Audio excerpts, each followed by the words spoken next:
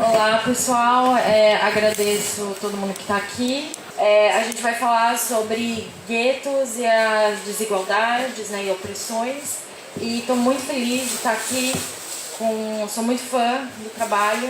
O Thiago é criador, aí, se vocês já não ouviram, Projeto Quirino, que ontem bateu 1 milhão de downloads, foi isso?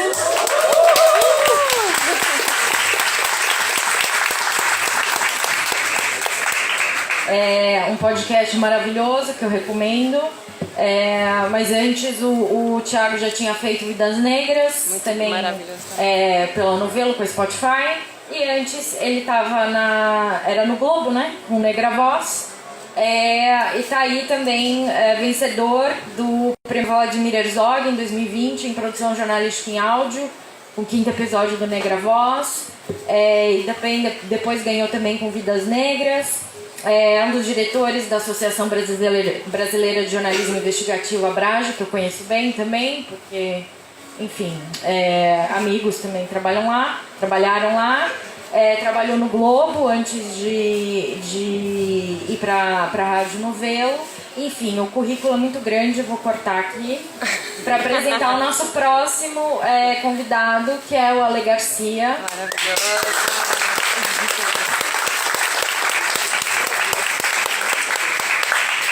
Que também tem um currículo gigante, tá? Vou cortar. Negros Gigantes, inclusive, né? Um livro dele que está sendo lançado recentemente, chama Negros Gigantes, que está sendo vendido aqui na livraria da Travessa, pela editora Latitude. Mas em 2013 ele já tinha lançado um livro de contos, A Sordidez das Pequenas Coisas, que foi finalista do Prêmio Jabuti e ganhador do Prêmio Fundação Biblioteca Nacional.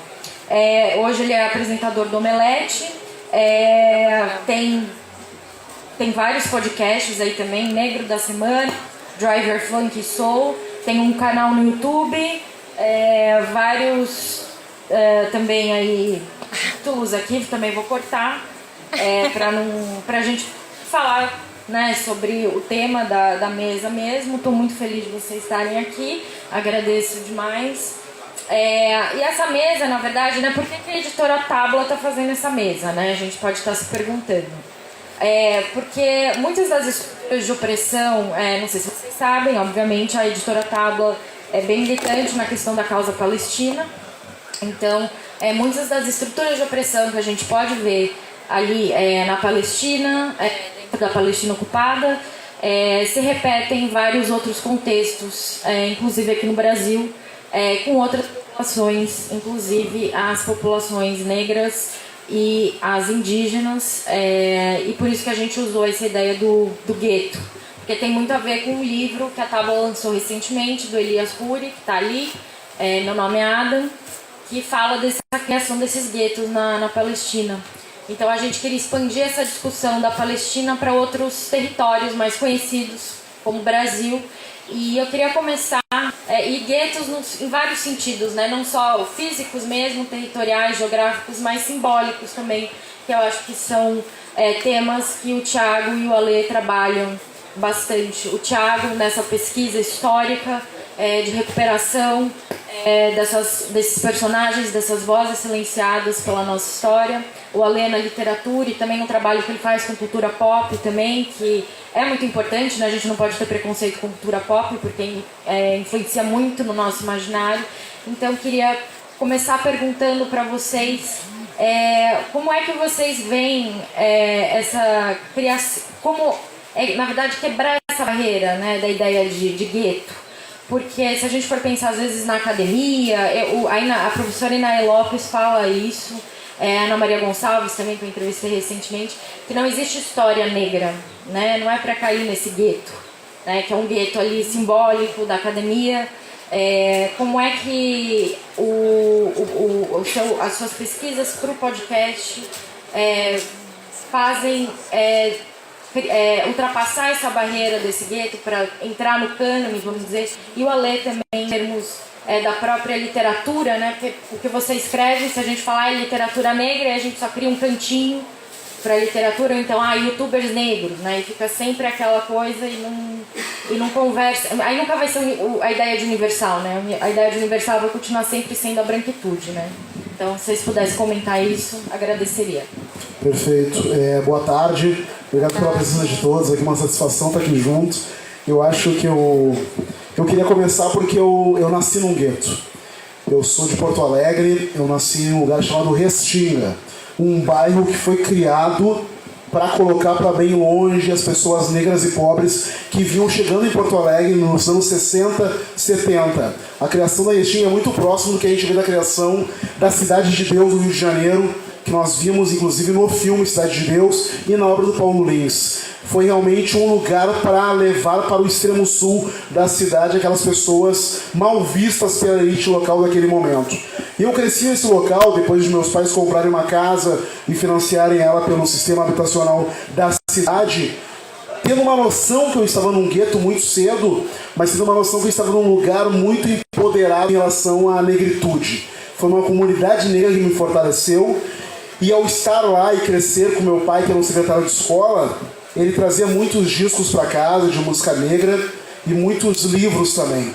Então eu cresci muito empoderado em relação à negritude, já tendo claro que aquilo era um poder gigante. As pessoas à minha volta, pessoas negras também, que traziam esse empoderamento para mim.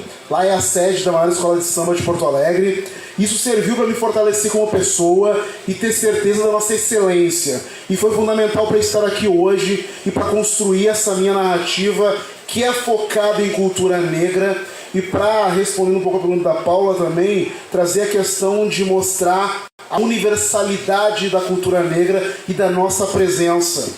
E é um trabalho constante, e é muito louco saber como isso é recente, a gente tirar a questão da negritude, da cultura e da nossa narrativa desses nichos que são criados comercialmente. A gente sabe que eles são aproveitados, que há um oportunismo em se criar esses nichos comerciais de literatura negra, literaturas e biografias, etc. E o meu trabalho é muito focado em uma normalização, em mostrar através de fatos a cultura negra como uma literatura de potência e de excelência, a criação negra como um todo, porque eu sou um cara que falo de cultura negra em podcast, no canal no YouTube, no Instagram e no Twitter, eu sou um criador de conteúdo.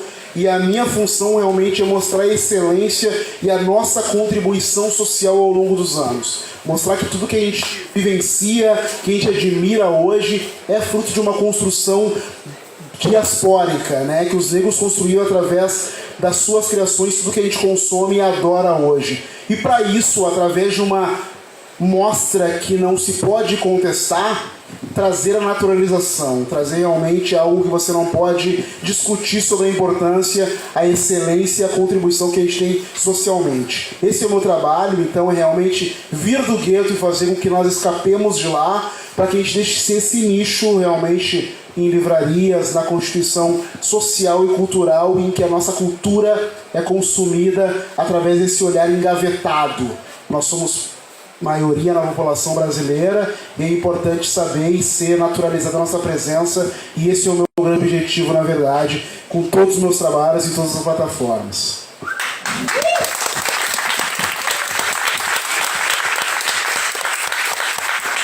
Boa tarde, gente. Obrigado pelo convite, obrigado para todo mundo que está aqui. É um prazer estar aqui com o meu camarada Alê, que eu consumo há muito tempo. Coincidentemente, a gente lançou nossos podcasts, o Negro da Semana, né, que é o primeiro podcast que o Ale fez. A gente lançou pertinho ali o Negra Voz e o Negro da Semana, junto com outro irmão nosso podcaster, o Thiago André, do História Preta. Que eu sou muito fã também, viu, gente? O Thiago é incrível, imagino aqui que a maioria das pessoas já conhece, quem não conhece, conheçam, trabalho tremendo. Mas é isso, assim, que a Paula falou, né? Essa história de gueto e da maioria minorizada, né? Tipo, a gente é maioria, nós somos mais da metade da população, mas a gente não é representado economicamente. A gente não é representado economicamente, a gente não é representado politicamente, em termos de poder, a gente não tem uma representação de fato de acordo com a nossa proporção, mas, enfim, nessa questão, por exemplo, da história do Brasil, né, de história negra também, por exemplo, o primeiro podcast que eu fiz, que é o Negra Voz, eu dizia, esse é o podcast de história negra do Brasil, do Jornal Globo, que é algo que eu não diria hoje, né, que a gente aprende muito, mas eu definitivamente não trataria assim, que a história negra do Brasil e tal é a história do Brasil, a história que a gente aprende na escola, né? A história dos grandes heróis, desses heróis brancos, desses homens brancos, heróis, ela não dá conta de explicar o Brasil que a gente vive. Não dá conta. A história que a gente aprende na escola sobre a independência, ou sobre a formação do Brasil, sobre a construção do Estado Nacional, ela não dá conta de explicar por que a gente tem mais de 30 milhões de pessoas passando fome, por que essas pessoas que passam fome são, na maioria das vezes, negras. Ela não ajuda a explicar por que tanta gente, mesmo depois de 4 anos de destruição do Estado, de destruição da economia, de volta para o mapa da fome e tudo mais, por que esse homem teve tanto voto? Essa história que a gente aprende na escola não dá conta de explicar isso. Porque ela é uma versão capenga. É uma versão que considera só o ponto de vista majoritariamente branco, majoritariamente europeu, e essa não é a história de construção do Brasil. Então tenhamos isso em mente, assim, essa questão dos guetos também, né, como a Ale falou, que é uma questão comercial, né? Hoje é muito quente falar de negritude. Hoje é quente pra caramba falar de negritude. Tá bombando. Tanto de gente branca, rica, que tá aqui na Flip, algumas, boa parte delas conscientes, mas algumas eu acho que talvez não tanto. Muita gente que hoje estava correndo para achar ali um lugar para ver o Giovanni Martins. Eu quero ver o Giovanni Martins. Eu tenho certeza que parte dessas pessoas, na hora de lidar com o trabalhador doméstico, não paga todos os direitos, que faz um esquema ali para não cumprir com a PEC das domésticas. Eu tenho certeza. Eu tenho certeza que muita gente que votou no Lula faz isso. Tenho certeza. Porque o Brasil é isso, o Brasil tem essa realidade. Hoje a gente é quente.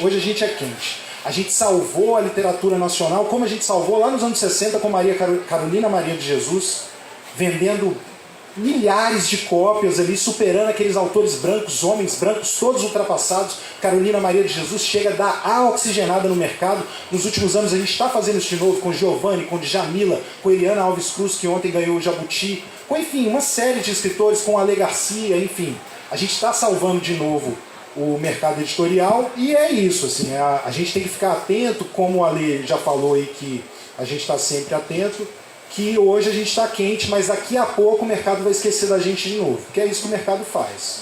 Ele vive de ondas, daqui a pouco a gente vai deixar de ser a coisa da vez e a gente vai seguir se estruturando para tentar construir um público consumidor que nos queira consumir, que continue a nos consumir, mesmo quando a gente não estiver quente na visão do mercado. Para finalizar da história do gueto e da história, lembrar que a gente salvou a literatura nacional, mais uma vez o mercado que tanto virou as costas pra gente, precisou olhar pra gente, quando olhou pra gente, a gente deu dinheiro pra caramba pra ele, porque é isso, a gente tem muita intelectualidade, muita produção e a gente consome livro também, né? O nosso povo consome livro. Para finalizar da história do gueto, assim, tentando ser rápido nessa primeira pergunta, mas já falei pra caramba, é que a gente acabou de salvar o Brasil de novo, né? Se pegar todos os indicativos de recorte de gênero e raça das pesquisas eleitorais, se dependesse só das pessoas brancas, era mais 4 anos de destruição. Isso não é mentira nenhuma, todos vocês sabem, quem não souber, procura as pesquisas para olhar. Foi graças às pessoas negras que não vai ter mais 4 anos de destruição. Mas a gente continua sendo uma maioria minorizada.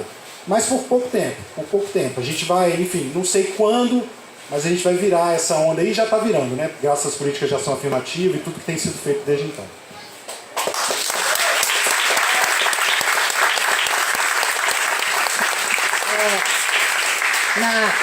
Na apresentação, esqueci de falar que a Sordidez das Pequenas Coisas da editora Dublinense, tá vendo aqui?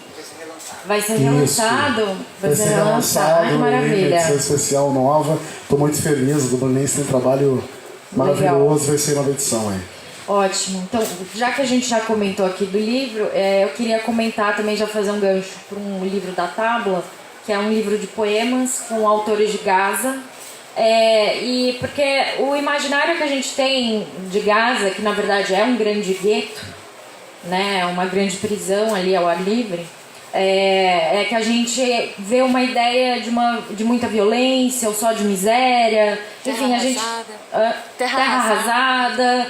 E isso também a gente vê para a favela, para as comunidades, para esses outros, para a periferia, né? Então quem mora ali no centro, quem é branco, que não vai para esses lugares, né? Não tem essa ligação geográfica. Então, tem coisas que eu acho que o próprio mercado espera que autores e podcasters, enfim, jornalistas negros trabalhem com isso, né? E o seu livro quebra muito isso, assim, né, Lê? Eu estava falando para ele antes da gente chegar que eu queria muito que ele escrevesse um romance com os personagens de um conto chamado Submersão, que é maravilhoso, assim, é super pervertido, eu adoro ler essas coisas, personagens muito interessantes. Então, queria que você falasse um pouco também sobre a quebra de expectativa também, porque eu como mulher, enfim, então, assim, uma mulher branca de uma classe mais alta, mas assim, também tem coisas que é esperado de mim, que eu não posso falar, né? E de vocês também tem uma coisa que tem uma expectativa que vocês tratem de determinados assuntos e não tratem outros. Então eu queria saber como é que é isso na sua literatura, como é que foi essa recepção também, quebrar também esses guetos, né, simbólicos. Perfeito. Eu acho que o Thiago falou muito bem isso, e é uma coisa que é fato. Eu acho que a gente se dá conta disso, como há essa expectativa do mercado em relação a certos clichês e estereótipos que se atribuem à comunidade negra. Você espera certos pressupostos, porque esses pressupostos foram construídos sobre a gente, historicamente, na nossa sociedade. Se constrói essa ideologia sobre o homem negro como um homem nervoso, um homem energético, violento, um homem sexualizado, da mesma maneira que a mulher negra também entra nesses lugares, quando não entra também nos lugares de ser uma empregada doméstica, uma serviçal, esses lugares que nos são atribuídos, né? Eu sou publicitário de formação, eu sempre tive um olhar muito atento para isso. Qual é a nossa representação imagética? Existe um livro chamado A Cultura da Mídia, que fala muito sobre como a representação imagética que existe sobre nós contribui para a ideia de sociedade que a gente desenvolve. E o meu trabalho ao longo do tempo sempre foi perverter e realmente quebrar com esses princípios, com esses pressupostos que nos colocam em nichos que são explorados comercialmente e que fazem atualmente, por exemplo, que nós sejamos a bola da vez. Por que nós somos a bola da vez se nós somos maioria numérica, maioria social, e se o Brasil realmente é formado de uma comunidade negra que ela é invisibilizada, né? Por que não se estranha uma literatura temática que há tantos anos realmente atribui ali um valor normativo ao homem branco, hétero, cis, e só então se cria esses nichos sobre literatura negra feminina, literatura negra da periferia. Se cria nichos e subnichos com algo que deveria ser normalizado, assim. Então eu acho que é um trabalho muito importante da gente em normalizar a nossa existência, e eu acho que a repetição e a utilização de oportunidades como essa, estamos na moda nesse momento? Estamos. Então vamos aproveitar isso para mostrar realmente o nosso trabalho e também estar em posições de liderança e de mudança de caminhos e de rumos, como donos de editoras, como outras facetas que nos possibilitem estar em lugares que mudam o jogo, utilizar isso para que a nossa presença seja algo tão constante que ela se normalize e deixe de estar em nichos. Dito isso, falando sobre literatura, de ficção especificamente, sempre foi um trabalho meu essa normalização e fugir desses lugares em que nós somos colocados para que a nossa presença seja vista de uma maneira naturalizada. Me incomoda muito, e imagino que incomode uma série de pessoas, esses momentos em que a gente, através da mídia, que também tem o interesse de manchete, de continuar isso, essa perpetuação de momentos em que nós somos consagrados em lugares, né, de destaque. A primeira família negra de elite de uma novela das 9 da Rede Globo de televisão. O primeiro romance de um autor que não fala de periferia, um autor negro com um romance com uma trama comum, digamos assim. Essas posições me incomodam muito porque nós somos maioria, a nossa existência precisa ser normalizada. Então, é um trabalho estratégico na literatura ter essa presença negra como personagens, um olhar que dá uma vivência não normativa, não comum aos personagens brancos que dominam, e existem pesquisas gigantescas, né, que mostram esses números aí. Então, criar esses personagens e tramas que demonstram realmente a nossa existência em lugares em que comumente nós não somos vistos. Para que realmente um livro que eu lance não vire uma manchete amanhã de mais um livro de alguém da periferia de Porto Alegre que trata de questões de negros periféricos. Mas não, de pessoas negras que realmente estão em lugares que comumente nos são roubados e nos são invisibilizados. Esse é um trabalho estratégico também de estar presente e naturalizado na indústria comercial que quer sempre nos usurpar os lugares de pertencimento e quer sempre nos colocar em nichos e gavetas para atender a uma manchete, a um rótulo de mercado que é muito fácil de vender, mas que para nós não nos interessa de verdade. Thiago, ainda dentro dessa questão, né, tem vários, o próprio nome, né, do projeto Quirino é de um personagem que eu que estudei história não conhecia, desconhecia, fui conhecer no podcast. Então também são essas quebras mesmo de paradigmas da própria educação que a gente recebe, né?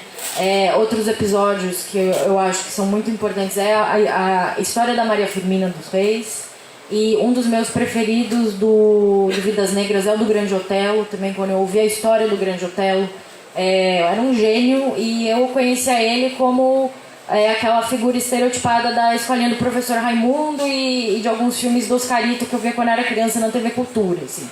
Então, aprendi bastante sobre a história dessas pessoas, também quebrando esses estereótipos que eu cresci com eles, né? Uma coisa que eu aprecio muito no trabalho do Ale, e eu tento fazer no meu também, e eu acho que faz muita diferença para isso, e obviamente nós não somos os únicos a fazer isso, mas faz muita diferença o fato de serem pessoas negras fazendo, é que a gente não conta a história de dor, a gente não conta a história das dores. Tem muito aliado aí, gente que posa como aliado, que só se interessa pela nossa história para contar a história da dor. E é a dor pela dor, a exploração da dor, é deixar a gente no mesmo lugar de sempre, no lugar que está lá no livro da escola. Como que a gente aprende no período da... Todo mundo aqui, como que aprendeu na escola? E quando eu falo essas coisas de escola, nunca é uma crítica aos professores, porque tem muito professor guerreiro e herói de fato no Brasil. Muito, muito, muito. Que apesar de tudo isso consegue contar a sua história. Mas qual que é a história que a gente aprende na escola? Vai falar do período em que houve escravidão no Brasil, período da colônia, depois o período do Império. Como que a pessoa negra aparece? Como um escravizado subserviente no tronco. Não conta nem que aquele escravizado pode ter promovido uma revolta antes ou depois, ou que ele estava promovendo micro-revoltas, revoltas internas, tipo, ele estava tendo família, mesmo contra tudo que dizia que ele poderia ter família. Ele estava professando a própria fé de uma religião africana, mesmo contra tudo que dizia que ele não podia. Ele estava amando, mesmo contra tudo que dizia que ele não era um ser humano. A gente não aprende isso, a gente não aprende que mesmo naquele período poderia haver uma Maria Firmina dos Reis, a homenageada desse ano da Flip, que teve toda a sua carreira no período em que a escravidão era permitida no Brasil. Um Luiz Gama, que é o personagem mais incrível da história do Brasil e talvez um dos personagens mais incríveis da história do mundo. Quem não conhece a história do Luiz Gama, vocês não sabem o que estão perdendo, assim. Um Manuel Quirino, que a gente homenageia no programa. A gente não aprende essas histórias, né? A gente só pega essa história do escravizado no tronco. E aí a gente, quando vai contar essas histórias, o nosso interesse é esse. O interesse, sabe, o Vidas Negras, ele parte desse lugar, assim. O que me interessava no... Tanto que eu sempre falei, assim, Vidas Negras não é um podcast sobre racismo, assim como o Quirino não é um podcast sobre racismo. O racismo faz parte, porque o racismo faz parte da construção do Brasil. O racismo faz parte do fato de que a gente tem aqui nessa sala pouquíssimas pessoas negras. Por quê? Não é porque vocês que estão aqui são racistas, mas porque quem tem condições de vir para a Flip, de pagar os preços caríssimos dos restaurantes aqui, de estar aqui numa sexta-feira à tarde. Então, o racismo faz parte de tudo no Brasil, a gente respira racismo. Só existe riqueza porque alguém está sendo subjugado. Só existem os privilégios dos brancos porque as pessoas negras estão sendo tratadas como cidadãos de segunda categoria. Então, quando a gente faz os nossos trabalhos, a gente está interessado no intelecto. Naquele, o suquinho do intelecto. Tanto que é o Grande Otelo. A gente não aprende, cara. O Grande Otelo é o maior ator do cinema brasileiro do século passado. É o maior ator. Ele vivenciou todos os grandes movimentos do cinema brasileiro e como protagonista, mesmo quando não era protagonista. Ele assumia a liderança, o protagonismo dos filmes, mesmo com papéis secundários, e a gente não aprende isso. A nossa referência do Grande Otelo é aquele senhor de estatura abaixo, de quem caçoava, que era o personagem que bebia, o estereótipo do negro, do homem negro brasileiro, especialmente no pós-abolição. Então, contar as histórias, contar a dor é importante. Quando a dor é justificada, o Quirino tem muita dor, mas não tem uma dor gratuita. E o Allais trata da dor nas obras deles também, quando ele faz, por exemplo, coisas que eu adoro no Omelete, que são críticas de filme, porque eu sou cachorrinho da Marvel, cachorrinho da cultura pop, mas aí você vai ver uma pessoa negra com puta intelecto fazendo a crítica, você vai ver também comentários que podem trazer a dor naquele contexto, mas a dor é sempre justificada. Então por isso é muito importante aquela história, né, do nada sobre nós, sem nós, que inclusive é algo que eu fui descobrir recentemente, que surgiu nos Estados Unidos por um movimento anticapacitista, mas os movimentos negros abraçaram isso também, não só os movimentos negros, né, isso é super importante, né, a gente não pode ter produções, sei lá, uma obra, por exemplo, a gente tem essa novela agora da Globo, né, sobre pessoas com deficiência visual, que tem pessoas negras, cegas também participando do processo, mas não pode ter pessoas cegas também participando de outras obras que não negras. Não pode ter essas produções sem as pessoas que dominam aquele assunto, porque é isso, a partir do momento que tem pessoas negras produzindo conteúdo sobre pessoas negras, e nós não somos os primeiros, lembrando disso, tem muita gente fazendo isso desde antes, a gente não conta só a história do escravizado do tronco, porque contar só a história do escravizado no tronco faz bem para quem sempre esteve no poder no Brasil e que continua no poder, e é isso que a gente está tentando subverter. O livro eu esqueci de fazer esse link, mas o livro do Gaza, com esses poemas, justamente mostra que tem muito mais do que terra arrasada em Gaza, né? As pessoas têm ali poesia, tem beleza, enfim, trazem também, claro, tem também dor, mas também trazem um outro olhar para aquela terra, né? Agora, queria saber, bom, eu já sei a resposta, mas eu quero que vocês falem mesmo, que é um tema que eu queria trazer, que é vocês colocariam o Brasil, definiriam o Brasil como estado de apartheid? Que nem, por exemplo, em 10 mitos sobre Israel, que é outro livro sobre a Palestina ocupada, sobre a ocupação israelense na Palestina, do Ilan Pappé. Esse vai ser um dos mitos, que ele vai falar sobre a Palestina, que para ele Israel é um estado de apartheid. Eu queria saber se no Brasil, não só com a população negra, mas também com a população indígena, como é que vocês veem isso? Assim, ou é um apartheid diferente, enfim? Definitivamente, eu coloco nesse lugar, só que o Brasil tem um estado de apartheid não assumido. O Brasil é um estado, é um país que realmente, durante toda a sua história, quis nos trazer um engodo da harmonia racial. E isso foi algo que foi fundamental para o enfraquecimento da pessoa negra como realmente alguém que se coloca numa posição de poder e se coloca como alguém que vai buscar os seus direitos, a sua posição, a sua colocação. Eu comumente faço esse comparativo em relações a aspectos comerciais, apesar de serem relações muito diferentes, mas em relação aos Estados Unidos, que desde muito cedo teve muito claramente essa divisão racial em relação a estados, locais onde os negros não podiam realmente acessar, e lá foi fundamental isso, para o bem ou para o mal, que o negro tivesse essa noção para poder criar os seus próprios espaços de poder. Foi por causa disso que nos Estados Unidos nasceu realmente veículos, posições em que os negros, ao longo da história, foram se colocando, produzindo seu próprio material cultural, empresarial e etc. E essa discussão no Brasil sobre o negro produzindo e estando numa posição de elite de decisão, ela é muito recente. Se trata até um termo que é importado dos Estados Unidos, que é a questão do black money, que é nós produzirmos e consumirmos dos nossos e estarmos no local em que a gente sabe que você vai poder ascender socialmente. Alô? Quando nós formos realmente detentores de posições, empresas e locais em que nós ditamos o poder e nós ditamos as decisões sobre coisas que acontecem.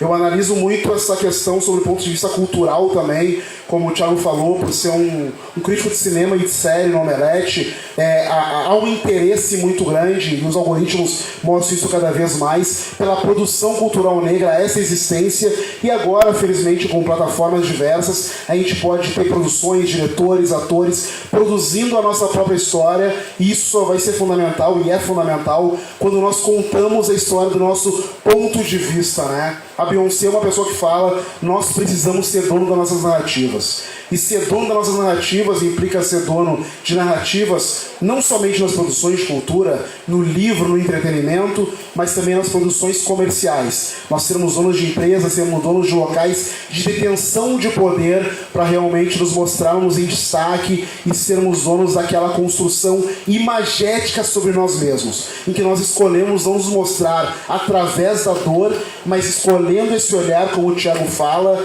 de focar na história de pessoas excelentes e engrandecedoras, como o Grande Otelo. E aí eu faço um outro parêntese que eu conto na história do Negro da Semana, por exemplo, que é a história do Sabotagem. Né? Sobre o homem negro, sobre o produtor negro, se interessa para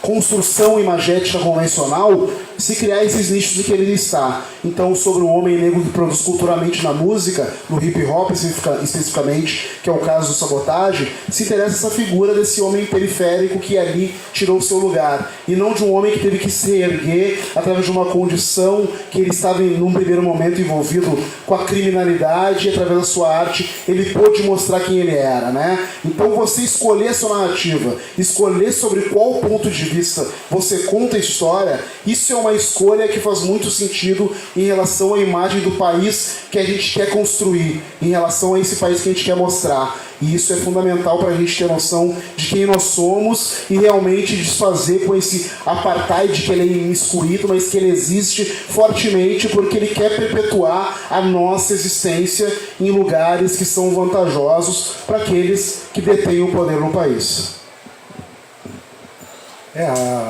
Muita gente fica nessa comparação, né, de dizer, felizmente isso está caindo por terra, é difícil achar ainda quem ainda mantém esse tipo de pensamento, mas é relativamente comum, de dizer que o nosso racismo é mais brando, ou que não existe racismo no Brasil, porque aqui não houve leis de apartheid como nos Estados Unidos e na África do Sul.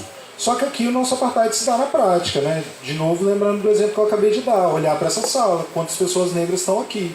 É olhar para os restaurantes que vocês sentam para comer. Quando estiver aqui, ou onde vocês moram, em viagens e tal, tem uma coisa toda... Hoje eu encontrei de manhã com a Sadia Hartman, e aí estava comentando com ela uma coisa que toda vez que eu converso com alguém dos Estados Unidos, uma pessoa negra dos Estados Unidos, né, que eles ficam interessados em saber como é que é a condição de pessoas negras aqui no Brasil. Obviamente, né, eu não sou representante das pessoas negras do Brasil, eu dou alguns exemplos ali e tal. Mas uma das coisas, por exemplo, lá nos Estados Unidos é relativamente comum o silver lining, né? Que você, dentro das cidades, tem uma separação mesmo, né? de regiões que são esquecidas das políticas públicas, porque são onde estão as populações negras e latinas, e regiões que recebem todo o investimento e que, enfim, são as mais bonitas e que não tem deserto de comida, que é super importante também. E aqui no Brasil isso se dá na prática, cara. Tipo, a gente sabe quais são os bairros brancos e os bairros negros das nossas cidades. A gente sabe quais são as regiões brancas e as negras das nossas cidades. É óbvio que há um ou outro exemplo de pessoas que conseguem acessar esses espaços e que por isso vão pagar o resto da vida, porque, enfim, as pessoas negras que conseguem acessar esses espaços sabem como é acessar esses espaços, né? Então aqui essa segregação, ela se dá na prática, né? E um país em que existe um tipo de vida que continua sendo descartável. Todos nós conseguimos conviver, assim, não todos nós, sendo generalistas, mas o Brasil consegue conviver pacificamente, sem se revoltar, dormindo todo dia e acordando todo dia para trabalhar e fazendo suas festas e ficando tranquilo com os números de guerra que a gente tem de assassinatos. A gente lida numa boa com isso, com 60 mil assassinatos por ano. Sabe por que a gente lida numa boa com isso? Porque desses 60 mil, 70% são jovens negros. São jovens, a maioria desses, 70% são homens negros, e desses, a maioria são jovens negros. É por isso, e a gente lida numa boa. Tem gente negra morrendo todo dia a rodo e a gente lida numa boa. Porque não é um menino branco da Zona Sul que está morrendo, porque não é uma criança branca que tomou o tiro. Porque as crianças negras tomam um tiro em números de dezenas por ano no Brasil, lá no Rio de Janeiro. Quer dizer, lá no Rio de Janeiro, na cidade, né? A gente não está na capital. Na capital é assim, tipo, tem 10, 12, 14 casos por ano e a gente convive naturalmente com isso. Aí como que vai chamar isso de não é um Estado, definitivamente não é um Estado democrático de direito na sua forma plena, né? Por isso é tão importante lembrar do mote da Coalizão Negra por Direitos, que é um mote já inspirado em coisas que os intelectuais negros iam trazendo. Por exemplo, Dona Sueli Carneiro já escrevia isso nos anos 80, que enquanto houver racismo não haverá democracia. A gente não existe no Brasil hoje uma democracia de fato, porque você não pode ter uma democracia de fato se uma parte considerável da sua população não é tratada como população, não é tratada como ser humano, é cidadã de segunda categoria. Então em muitas formas a gente tem um estado de apartheid no Brasil. Ele só não é oficializado pelas leis, mas ele se dá na prática, nos costumes, na nossa vivência, e a gente convive enquanto sociedade tranquilamente com isso. Eu vou já encaminhando para a penúltima pergunta, tá? Oi? Eu achei que ia abrir para perguntas. Tá. Eu não ia abrir para perguntas, mas... Então tá. Então posso só perguntar sobre Pantera Negra? Tá? Vocês assistiram? Você não viu Os aí? dois já. Porque eu queria perguntar o que você achou do namoro, daquela guerra entre os dois. Eu fiquei tão frustrada. Eu falei, gente, não. Tá. Pois é, qualquer coisa que eu falar que vai ser spoiler pra quem não tiver assistido, Paulo. Sinto muito de falar sobre isso. Então não podemos falar sobre isso, a gente fala fora daqui. Minha opinião tá lá no meu canal no YouTube, quem tiver interessado, por favor. Boa. Eu vou ter que assistir também. Mas, enfim, vou então passar aqui. Desculpa, me meti totalmente. Eu estava numa mesa hoje de manhã, né, para quem não estava aqui, chamada Língua Muda, né, em que eu trato questões da gramática, a gramática normativa como sendo uma questão opressora, né, e a gente falou um pouco sobre isso também. Eu queria muito ouvir a opinião de vocês, né, porque existe hoje uma preocupação com a linguagem de termos racistas, termos que trazem esse histórico racista. Esses termos estão sendo combatidos, mas eu vejo muito pouco uma preocupação em combater a gramática normativa, que é aquela que faz com que a pessoa não tenha acesso a um emprego porque ela fala menos, não tenha acesso a uma vaga ou não passe no concurso público porque ela usa para mim fazer, porque ela usa uma série de desvios da norma que são a fala normal das periferias ou de uma série de lugares, dos guetos, como a gente está falando, e essa fala ela é muito mal vista por todo mundo que está, né, nos seus privilégios. Eu vi isso muitas vezes, eu estando na minha condição de privilégio, pessoas que chegam a mim com medo de falar, porque eu sou escritor, porque eu sou editor, e tem medo de falar errado, tem medo disso e daquilo. Vocês não acham que a gramática normativa e essa língua culta, norma padrão, deveria estar também sendo combatida enquanto instrumento de opressão? Eu concordo contigo e eu acho que isso se insere em algo que eu penso sobre a questão da ascensão de pessoas com menos condições, pessoas negras e periféricas no Brasil, no mercado de trabalho principalmente. Eu tenho um olhar muito sobre isso enquanto uma pessoa do meio publicitário que fui entendendo como se deu a minha ascensão, porque eu quero fazer esse recorte, quero que vocês estejam muito atentos. Eu sou de Porto Alegre, um local no sul, do qual a gente tem uma representação imagética, que é um espaço de colonizações alemãs e italianas. Estar neste lugar, sendo uma pessoa negra, no meio publicitário, que é um espaço ainda mais de elite, isso foi uma série de provocações e ascensões que eu fui fazendo na minha vida. E foi fundamental entender como se deu a minha ascensão e entender como poderia se dar a ascensão de outras pessoas só então. Porque eu bato tanto na tecla, e vocês entendem a lógica de é preciso ter pessoas negras em espaços de elite para que a gente mude naturalmente esse jogo, tenha normalização, naturalização de presença de outras, periféricas inclusive, que vão estar com suas linguagens proprietárias das suas localidades para estar nesses lugares. é necessário estar para que realmente, ao eu ser, por exemplo, como eu fui, um diretor de criação e uma grande agência de publicidade, eu possa escolher e entender a realidade dessa pessoa para dizer, não tem problema nenhum, você vai trabalhar aqui, você tem realmente um estofo criativo e cultural para estar aqui presente e para poder manifestar a sua existência e a sua vivência para trazer contribuição criativa nesse meio publicitário em que você está inserido e está entrando aqui agora. Eu criei até uma espécie de metodologia que eu chamo de presença, permanência e protagonismo. Como é que as pessoas se fazem presentes, permanecem, até elas protagonizarem nesses lugares que elas estão. Para isso acontecer, é preciso essa decisão ativa de aceitar esses diferenciais, essas especificidades da pessoa que vem e entender que isso vai trazer realmente mais lucro e benefícios para a empresa em que você está trazendo isso. Vou pegar um exemplo aqui corriqueiro. O Google fez um trabalho que foi: nós precisamos ter diversidade, precisamos ter experiências diversas de pessoas no Google Brasil, Google em São Paulo. Para isso precisamos trazer jovens que não sejam pessoas brancas, estudantes de sempre, de SPM, que tiveram uma vida de viagens para a Europa, mas outras que tragam olhares diferenciados e culturais dos lugares onde elas vivem, sejam quais forem esses, para que então, ao ascender, elas sejam incensadas aqui dentro do Google. Para fazer isso, ela teve que abrir mão de alguns princípios. Você vai ser um jovem aprendiz no Google, você não precisa ter um inglês fluente, como era um princípio de qualquer jovem que entrava lá no começo para ser um estagiário que fosse. Você vai aprender inglês uma vez que você é selecionado e está aqui dentro do Google.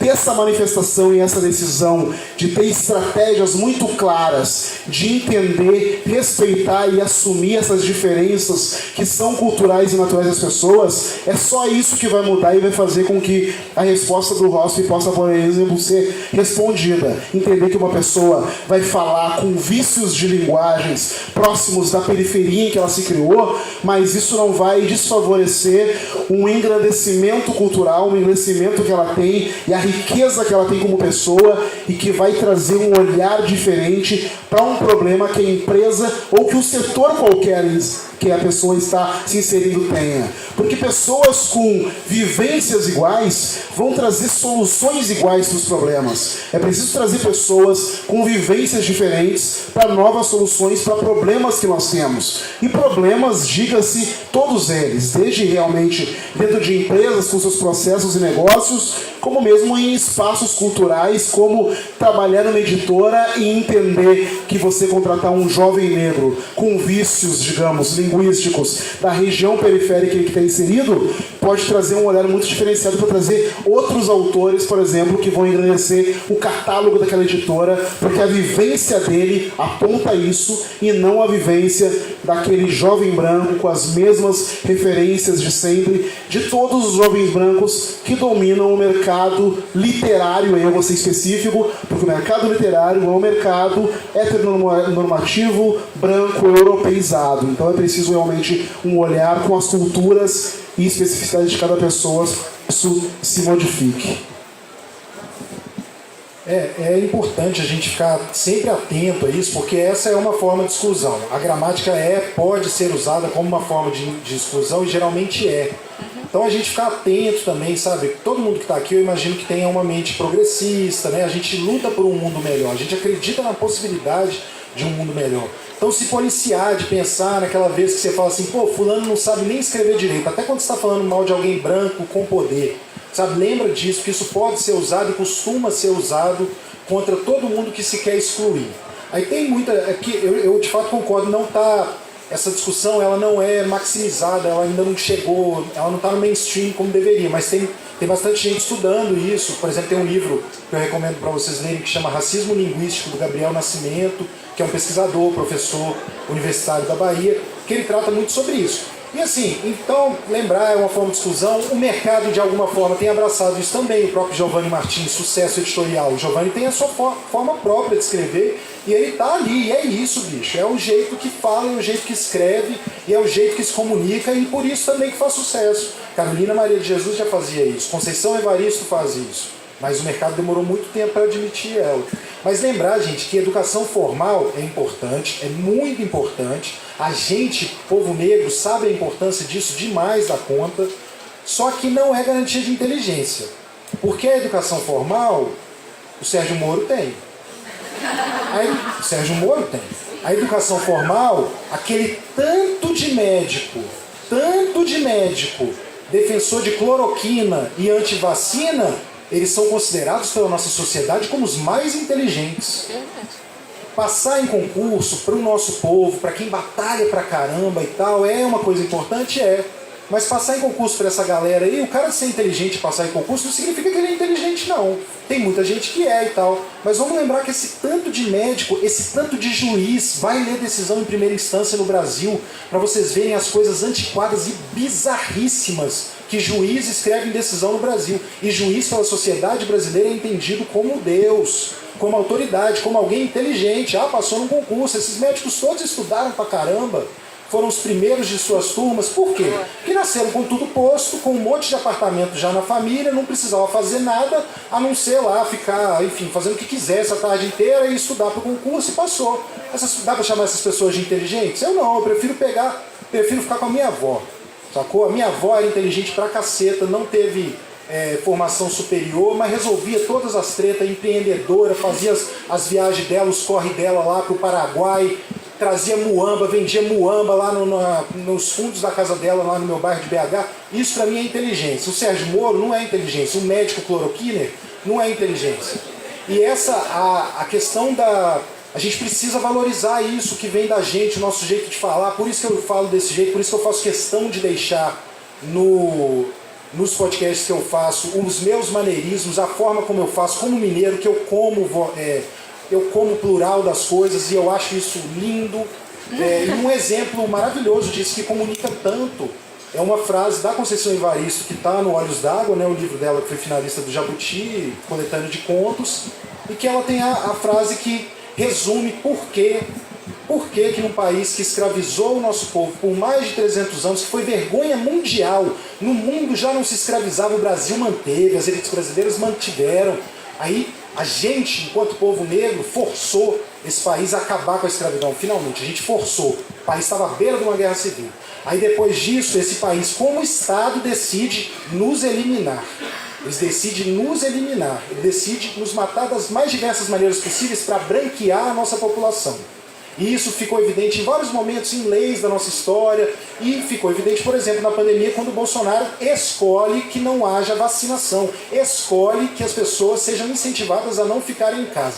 O que explica que mesmo depois de tudo isso, nós sejamos mais da metade da população, que depois de tudo isso nós tenhamos empurrado goela abaixo deles as políticas de ação afirmativa que beneficiam todo mundo que é pobre no Brasil, as pessoas com deficiência, as pessoas indígenas. Foi luta dos movimentos negros. O que explica que a gente chegou aqui?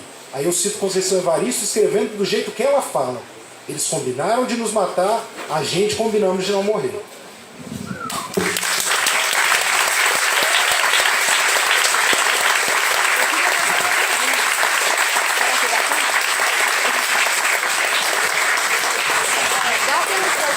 Queria inclusive aproveitar que o Thiago citou o Giovanni Martins. Eu queria muito citar um escritor porto-alegrense, que é o José Faleiro, autor de Os Supridores, que também utiliza de maneira extremamente inteligente essa criatividade linguística na obra dele, mantendo realmente uma coesão com o lugar de onde ele veio, com a periferia de onde ele constrói suas histórias. E isso enriquece a língua portuguesa, enriquece a narrativa literária.